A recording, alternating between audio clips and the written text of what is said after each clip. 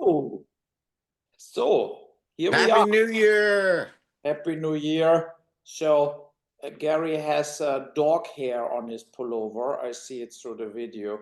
So I have that a Yeah, lot of times too, but I mean, you have this fluffy white dog and it looks like it's a hairy one. So it's like our bear, the black one, doesn't hair at all. There's zero shedding, zero. It's the reason you have to go to the haircut for him, right? So yeah. Skeeter is the same type of dog that was used in The Wizard of Oz. Just the one in Wizard of Oz was like a black dog, and he's a white dog. So okay. But they could also use the dog without shedding. But our other dog, Bessie, with the short hair, she's shedding like crazy. If she lays down on a blankie and gets up, it's full of hair. It's like it's sticky. And even if the hair is so short, right? So we just said we are both in a way tired.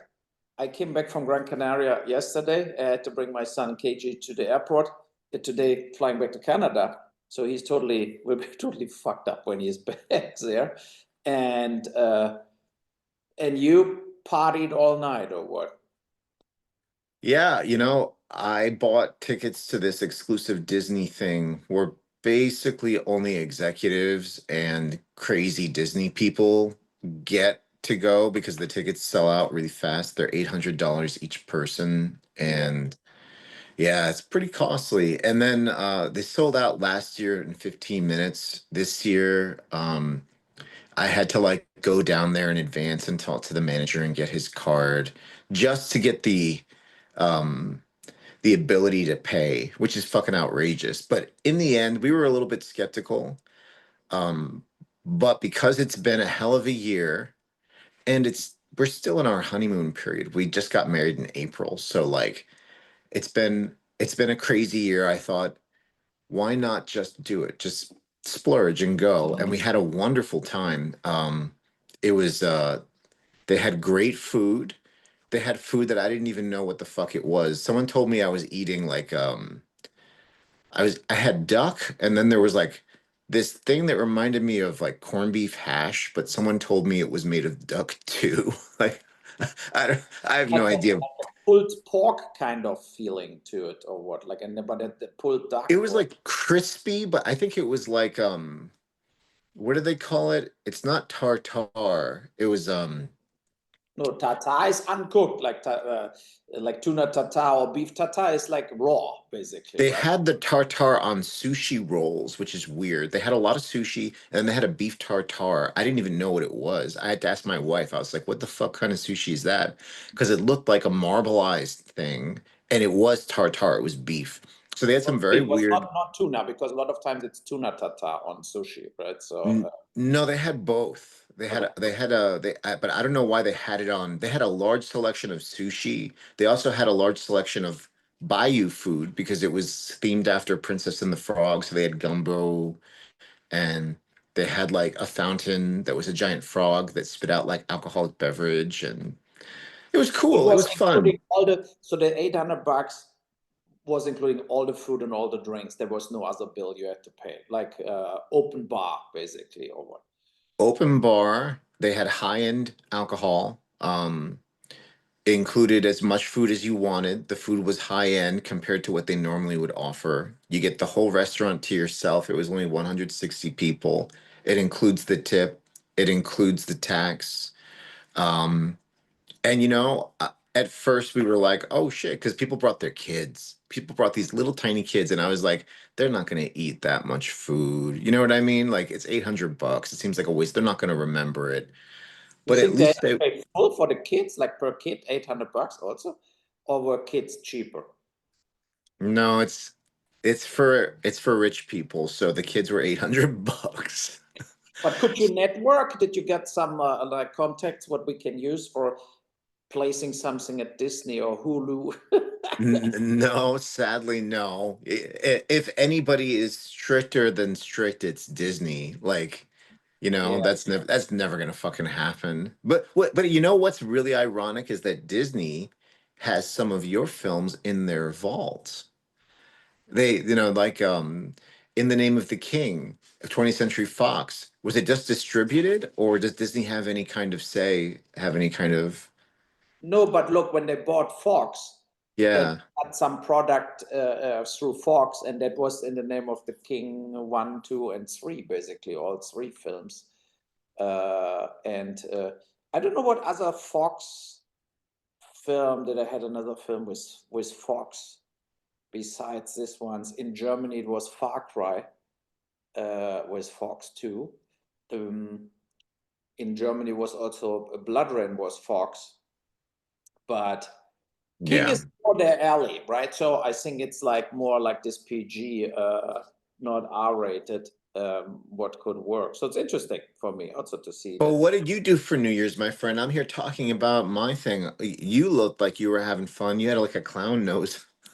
I on. know. So the thing is, we were in Gran Canaria in a hotel, and that hotel had different restaurants, but I booked only with breakfast because I wanted to decide there where I go for dinner, right? So because in Greece last year, we made kind of a bad experience with the half pension where the dinner is included, because then you go in at restaurants, and then if you have half pension, they're basically excluding half of the menu. You can pick only the food was a little cheaper, because and then when you want something from the other half of the menu, they made you pay enormous amounts of money for it. So I felt, okay, you know what? I book only breakfast, and then we pay dinner full, but we eat whatever we want. What I didn't get was that going over New Year's Eve, that they were all completely booked out.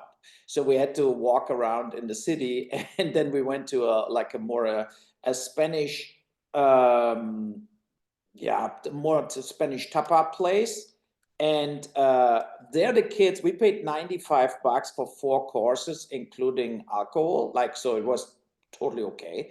And the kids, they charged only $40. So I got very cheap away in New Year's Eve, I have to say. But it was also the only thing what was available. Everything was completely packed. We also went to Cirque du Soleil, who is in Gran Canaria. What was cool, I posted a few things on Twitter and whatever. Do you They know have, which one you saw? Because they're all like named different things all across the world.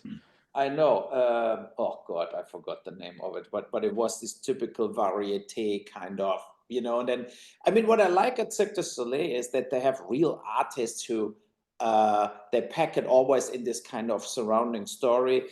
And then they have like, the acrobats are very high end, like that, how they juggle on things, and there's no net. They're like on the top of the arena, like jumping around in triple saltos. And you think, okay, if he fell, he's dead. And so that was okay.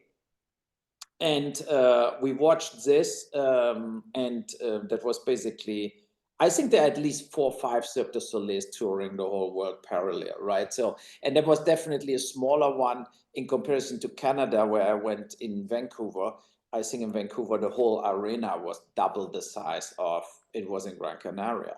So, but it's clever from them, because Gran Canaria is a typical winter. It's like the Hawaii from Europe. Like it's always warm. It's on the African coast side on Spain. And then you have this hundreds and hundreds of thousands of tourists there over the holidays. So they know they can pack the Cirque du Soleil every day for like, So yeah, was it really crowded? That's a good question. Around New yeah, Year's?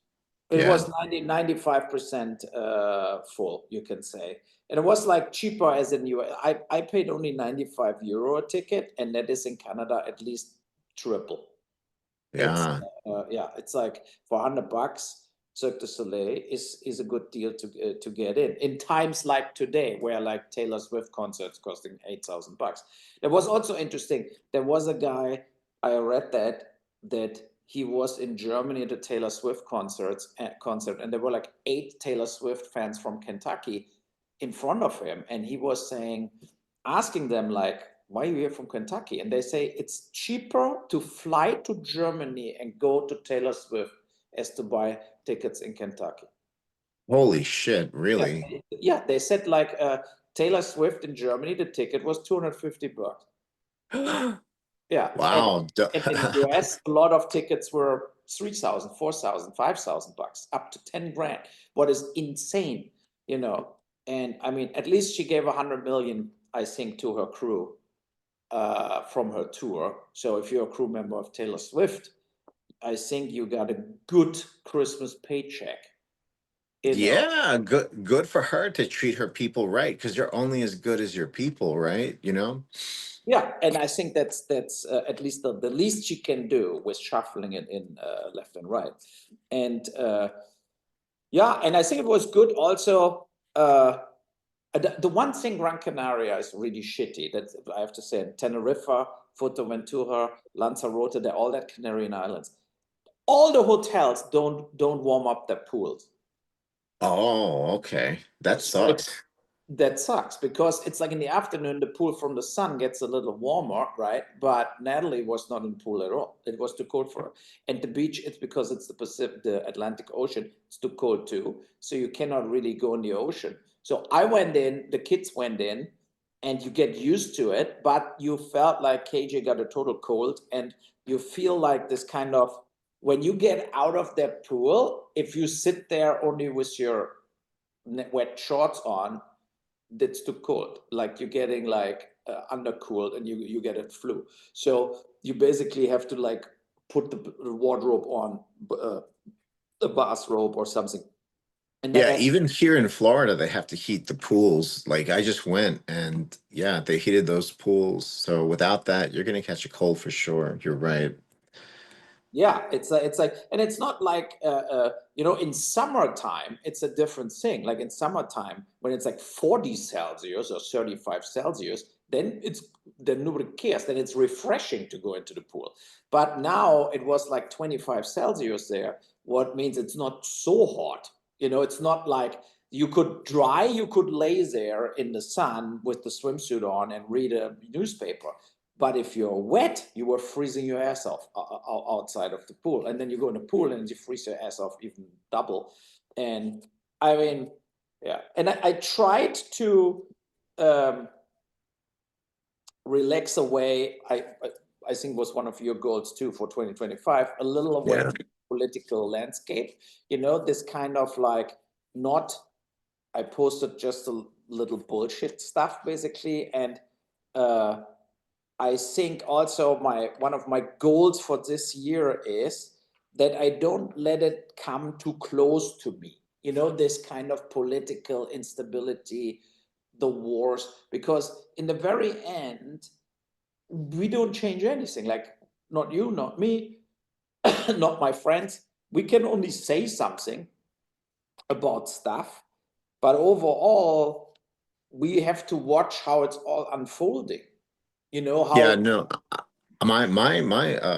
My one is very similar to that. I have a couple of them, but mine is not to let the things that I cannot change affect me so deeply. So it's very similar to yours. And that goes for everything. That goes for politics, that goes for personal things. Um, like for people who are intelligent, who are able to process, people who are stupid, you're gonna go out there, you're gonna live your life, you're gonna be happy as can be because ignorance is stupidity. But you and me, we understand a lot of the stuff that's going on, and I think that that creates panic. The processing of this, it becomes like almost an emotional event, and you have to learn to like kind of gauge the filter of that because, like, for example, um, uh, if it comes out too fast, like it doesn't mean we have to turn off the faucet and we don't ever talk politics ever again. No, But of we course. take the faucet and we turn it down just a slight tiny bit so it comes out at a trickle. Because I think even the audience of this show might feel that at times it's like look, it's like it's Uwe Ball. Why isn't he talking about House of the Dead or something like that? So I think that if we let it affect us less, not only would we feel better as human beings, more positive, but it would make the show like a more diverse show. Like, you know what I mean? Like that's why I throw in those movie reviews. Is just because I want to cut it up with, so it doesn't feel all doom and the world's gonna end. And you know what I mean?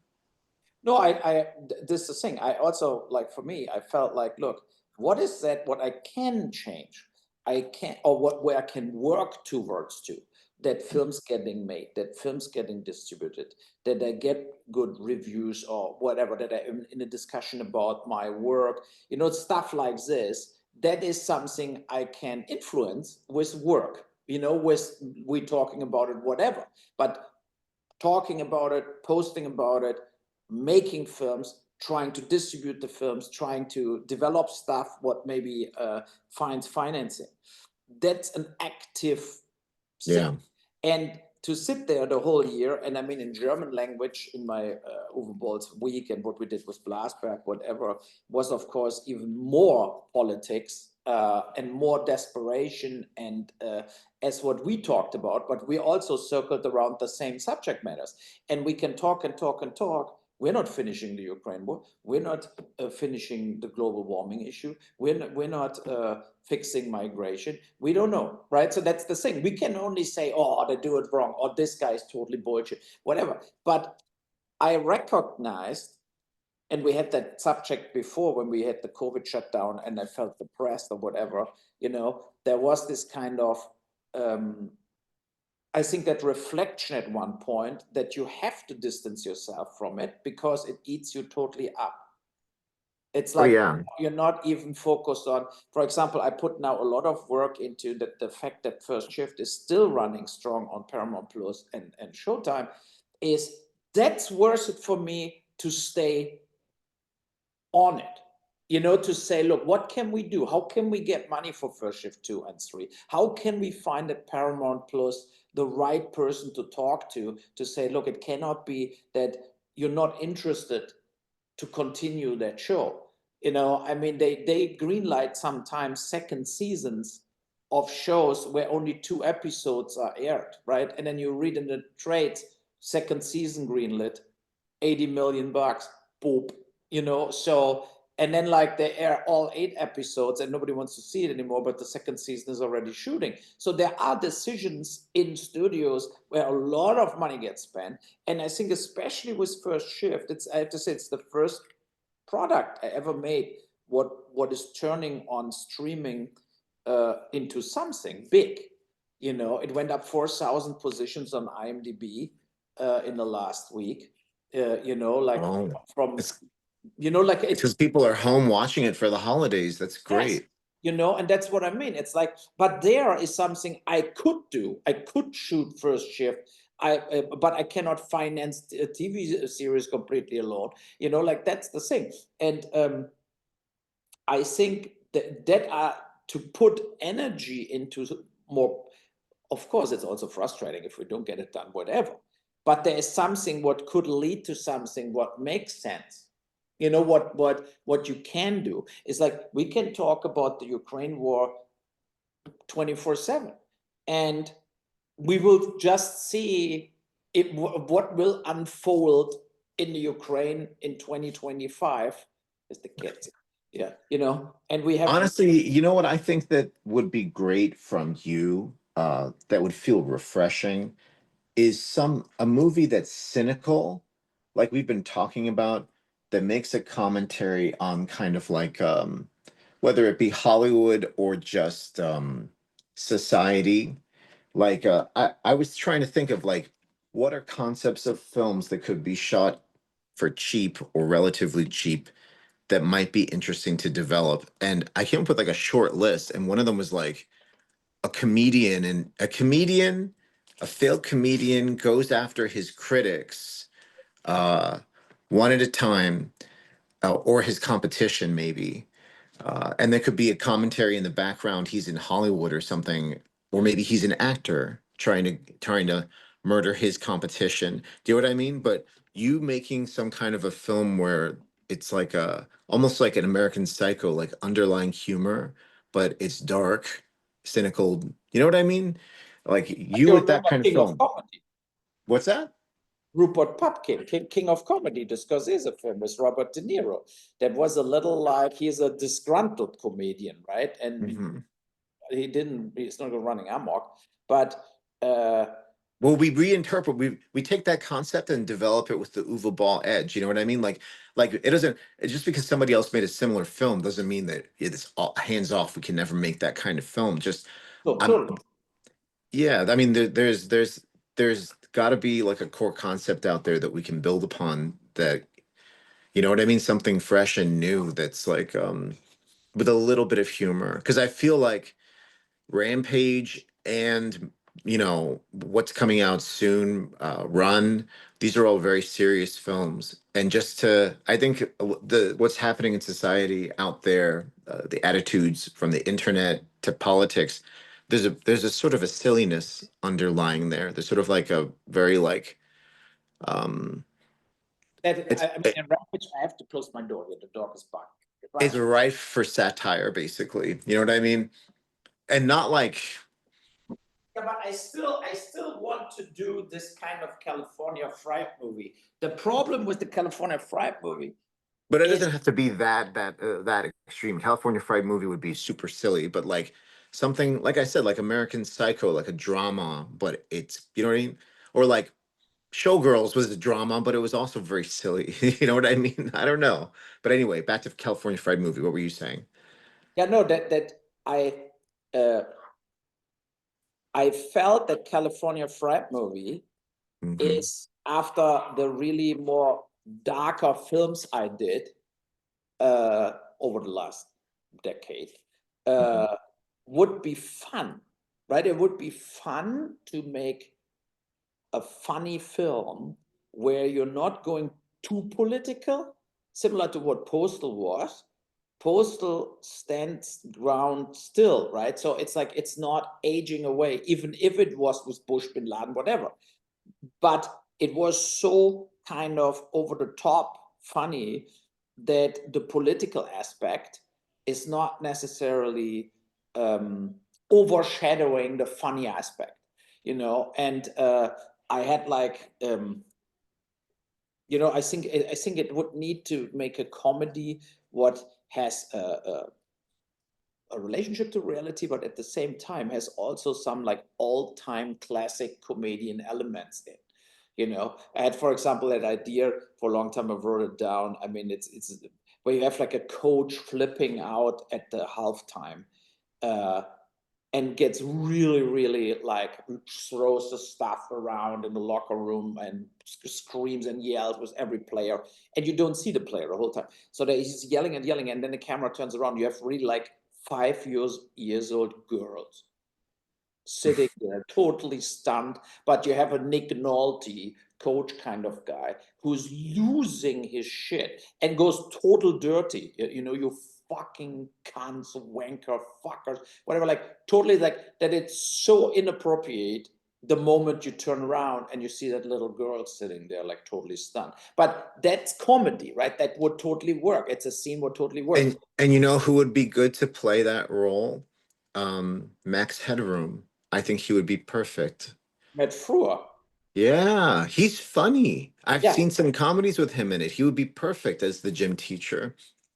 yeah, he could do this, right? And that's what I mean. It's like it. Oh, the dog. It Uh-oh. has to. It has to get that. That always when somebody comes, like from Walter, a friend is coming, then he loses his shit. He's not getting over it. Even people he saw 100 times, he barks.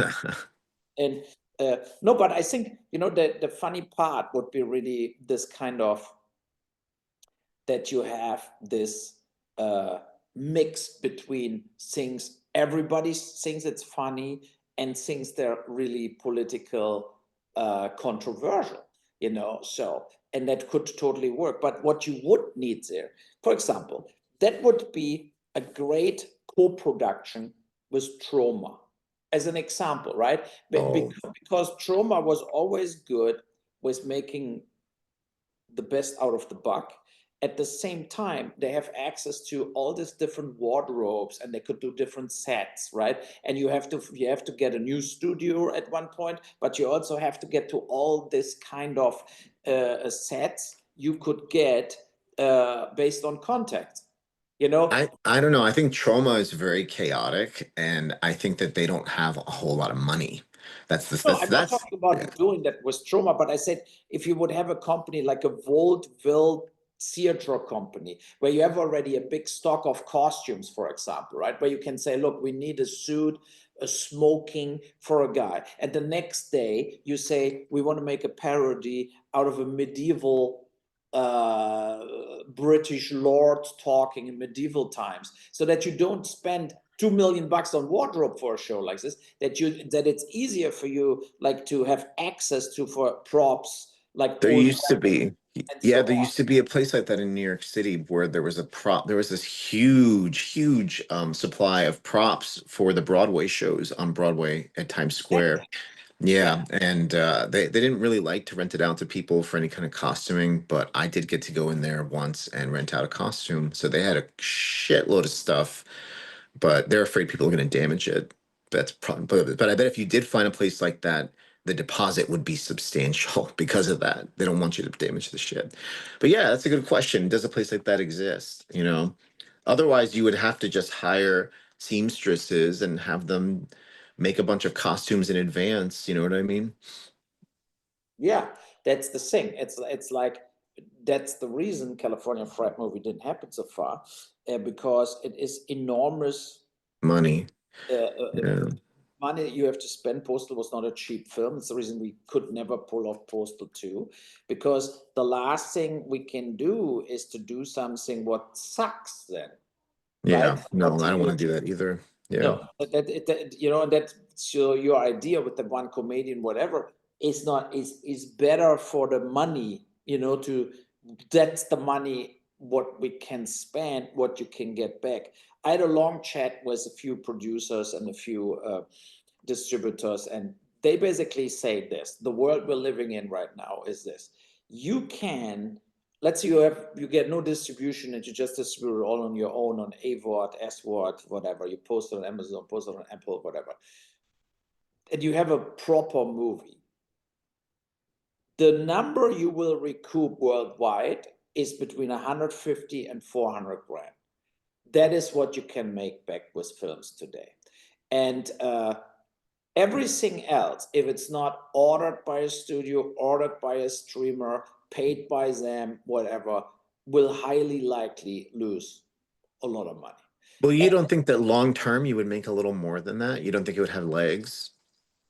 well, that's the thing. I think that's uh, you know, that's the thing. I think the product will make more money over time, 100%. But I stay on what we discussed like last year also a few times, is the streamers need to pay more money if they acquire product. It's so unfair. You know, it's so unfair if you think about it. Showtime and Paramount Plus paid maybe 120,000 bucks for a year on now First Shift, and First Shift is making numbers there, the same numbers as products they paid $50 million for. You know, Yeah. and so you, and then normally you would think the following, if especially Paramount, who are like have no more money, you know, they're almost bankrupt basically. uh why is nobody sitting there from the few thousand people working there saying, look, uh, we paid 120,000 bucks for the First Shift, and we greenlight show after show where they cost us TV series between 35 and 100 million per season. So why we don't change it a little and we open us more for independent productions, but we pay 1.2 million to the independent production and not 120,000, and we still save $50 million.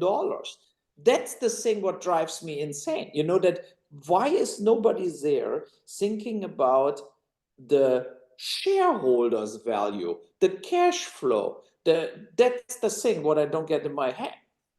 Okay, I think I might have an answer for that. So I this is not this is my hunch, and it could be right, it could be wrong. I've been wrong before, but I've also been right. So Skydance, was it Skydance? Yeah, they're The, taking the, Paramount maybe over. Yeah. they might gonna merge with Paramount. So you have to think about, I bet you they've frozen.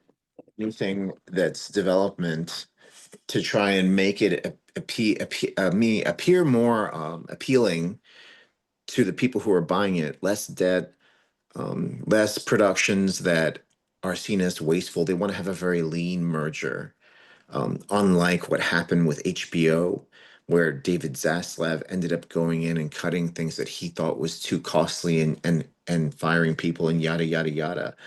I bet they're trying to make the company look as appealing as possible, even though it is not doing so as well as it could be just before the merger. And then after the merger, it will be up to whoever is new that's in charge. You know what I mean? So I bet you everything is frozen over there. I'm going to talk to my friend Justin. I've known him for like 25 years.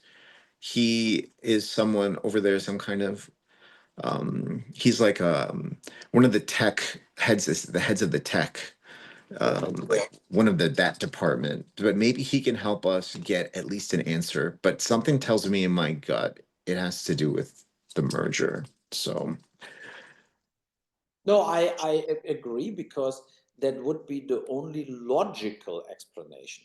That they say till the merger is not done, some lawsuits are like filed already against the merger. So, like this kind of, it's bullshit because you're right about the numbers, dude. It's doing fucking awesome. And it should get green lit in a perfect world. But yeah, now it's all about we need to make the company look good, money, money, money, even though that would make money. People have asked for this. The only negative reviews of First Shift say it's a great start, but where's more? I want more. They never say it's bad. You know what I mean?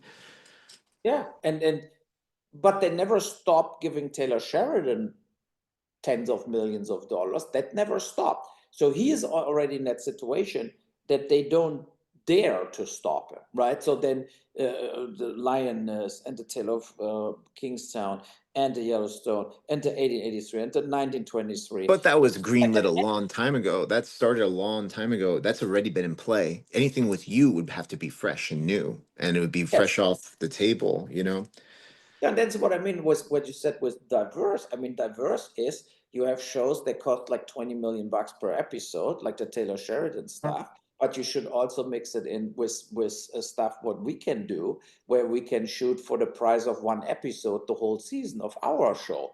And then if our show makes in the very end half of the viewers as the $20 million show, then they still make more money on our show, right? So that's the thing. You need always these locomotives where they spend shitloads of money. But when I go on, like, forget the Taylor Sheridan stuff, there is a lot of stuff Paramount Plus produced that went nowhere, where they spent so much money and nobody watched it, and then you feel like, okay, now you have a proof of concept. Like in earlier years, what happened now with First Shift was this pilot season. That was First Shift was the typical pilot, what they would air and see if it gets some traction, and then you get the order to do a TV series. And that stopped in a way a long time ago, because in the time, like years ago, the cable channels, whatever, they were paying this. They were paid the pilot, and they tried that pilot out. So now they got basically here the pilot for like 120,000 bucks instead of 2 million. So now they saved already with the pilot. Then they tested it in bringing it out, and it works. And then, like, I mean, what else the fuck you want? I mean, it's, where is now, normally now a producer or decision maker there should only think like who we should go in contact to and how cheap we can get that as a TV series. That should be like, if I'm the boss of Paramount, I would tell my crew, like, okay, I see that fucking First Shift logo every day. I put Paramount Plus on, and I never heard about that thing. And we are Paramount Plus. So now you go out there, you find the contact, and you ask if they could make more episodes and what the costs are. That is what I would do if I'm Paramount boss. And that's the thing. What I think that got so lost in this kind of now tech uh, bullshit Well, stuff. you have to think that even though they may have gone into this algorithm shit, it just came out. We have to give it some time. Maybe they're looking at that algorithm and they want to see if it's still doing well within 6 months. And if it is doing well still in 6 months, I think there's really no fucking reason not. But how many months has it been? Now it's 10 weeks.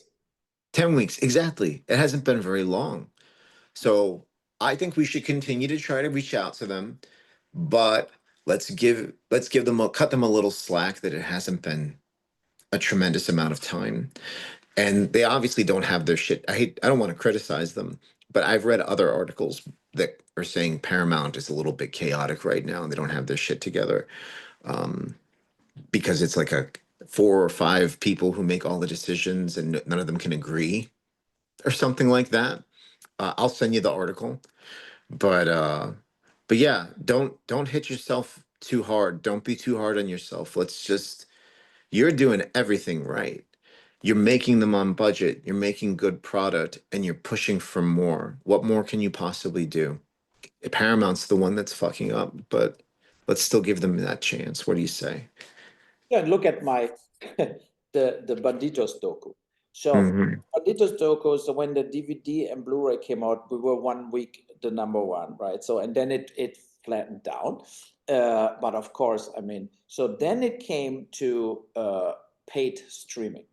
And Hmm. the distributor in Germany, they told me already, like, oh, fuck, we'll never get our money back. It doesn't look good because we started, like, when we started in like 4.99 rent Banditos on Amazon in Germany, uh, we were in position 900 when we started. And I think I sent you the screenshots. Like 2 weeks later, we were number 4, right? Yeah. Yeah. And I told the guy, because he was losing his shit on me, that he paid me too much money for it. And I said, no. I said, look, I told you before, Banditos is like Auschwitz. That's a subject matter. It always is there and it will come back. And it's not like, oh, Banditos, 2 weeks number one and then gone forever. No, you will make money on Banditos in streaming in 5 years and in 8 years also. And there are other films you make absolutely nothing after 2 months forever because it was this kind of press release thing and then nobody gives a shit after. But the Banditos docu about the second biggest motorcycle club in the world will not die off, especially if there's no other doku about it. So and that's the thing. Now he's very happy. He sends me every day the screenshots how good we're doing, right? And I said, look, that's the thing. So you need some patience. And the thing with First Shift was also like when I had it. You remember, only the US was sold. The rest of the world, oh, cop films from New York. Nobody wants to see that. And I said, everybody wants to see that. I mean, like, I would watch cop films from New York. I grew up with cop movies from New York.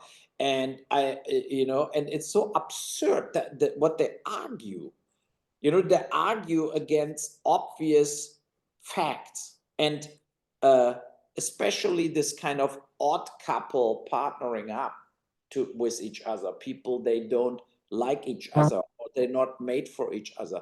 I mean, the film history from whatever Die Hard, Bad Boys, Lethal Weapon, whatever, is full of exactly this kind of setups. Yeah. It's like they're just making up excuses to say Yeah, no. They're finding bullshit reasons because that's a bullshit fucking reason, if you ask me. yeah, yeah. So that is it, and then we see what we will do with Run. We made the decision that we will do a proper theatrical trailer for Run. Our trailers I didn't release so far because they were for the something was missing, and we met last week the guy who did the trailer for Dune, like a really high end trailer guy, Yeah. and he said the biggest mistake is always when filmmakers and the editors make their own trailers because they think about how I tell that film now in 90 seconds. And he said that you have to get completely this off your mind and you have to think about what kind of trailer will bring me an audience. Mhm. You know, and I am, even if To it's make not. it look exciting, like the Rampage President Down trailer with all the action in the snow and shit, and it's slow and it's like foreboding. Like it has to get their attention, and they have to remember that shit. Do you know what I mean? Like that. There's so many trailers. Like what was it? The movie Dream House with James Bond in it, where he like the whole trailer was the entire movie, including the spoiler at the end, and Daniel Craig refused to do any press junkets for the movie and called it a piece of shit because the whole trailer literally showed the spoiler. That's so funny. But yeah, no, he's right. I agree. Yeah, Like, and your you know, it movies has have to be so much like visual triggering flair, something. you know? Yeah, that's what he said. He said like it has to trigger something in you that you want to see that film, and not like, oh, I just watched the film. Yeah. Because why would you go see it? Exactly. Yeah. So, and I think that's the next step with this, and we have to really find the possibility of the distribution, and then we go from there. Did you So reach out to that poster guy, the guy who does the Hollywood posters? yeah, I went also there, but I'm first we do now that trailer, because it Yeah. could be better to have the trailer as an inspiration for a poster. That the poster also not necessarily has only like, oh, here's Amanda Plummer, blah, blah, blah, you know, so that we also go a little off track Mhm. with this. And then we Do you have, want me to ask him if he is available? Because he might not be. It depends how soon you need it. Do you know what I mean? yeah, I mean, yeah, ask him in general if he would have in February time. And how long it would take. I will. I'll reach out to him Yeah, because he does beautiful work. no, He's I the saw that. closest thing to Drew Struzan that there is these days. No, I agree, and that's the thing. So and then we go from there, you know. No, yeah. Okay, then I would say we started the year, and we Yeah, go a it's a little good more start. into the media, that we talk more, I think, about the industry we are in and the media and so on. Oh yeah, look at this, guys. It's Bill and Uwe Ball, Yeah, Bill and Williams. it, we'll have more of these to come. These toys, I'm not quite done figuring out the toy. They're a little hard. I want to make them soft so like you can squish on them and stuff. So I'll Yeah. let you know. And guys, Also, please Walter follow is us. very eager to get his hands on them. Yeah, I'll send you like 6 or 7 or something. I'll send you a couple different colors and different characters so you can do whatever you want with them. Okay. Do you want to keep them all in one color always, or you want to have a red black mix or whatever, or you make the helmet black, but then the gun is golden or something? I don't know. What I think I'm going to do is that most of them, some of them are going to be multicolor just on like the print, but I'm not going to paint them. And then some of them I'll just paint like Bill's eyes. Like I wanted to paint his eyes red. To Okay. paint the whole thing would take a lot of time. Somebody Yeah. would be welcome to paint one themselves, but I'm not gonna fucking do do it, you know? Yeah. No, I mean it's it's a good idea to have this iconic. I mean the Rampage Bill Williamson is like the only original iconic character I ever created in any movie, because you cannot count the stuff based on video games because they were all kind of existing, you know, and the other films I made, they didn't create it an iconic kind of toy possibility, you know. Assault on Wall Street, he was not like dressed like Rampage, so that's the thing. But That's a good idea too. I should make an assault toy. I was gonna do Seed next. yes, Max Seed. it's the, But you know, with the leather face and so on, and that would totally work, you know. I would just need like really high definition pictures of the mask, of him in the mask. But I'm sure we could find that no problem, you know? Okay, have a good one, and talk soon. Yeah, yeah, it's been a good one. Great talk and Happy New Year. We'll see you next time. Bye. Bye bye. Okay.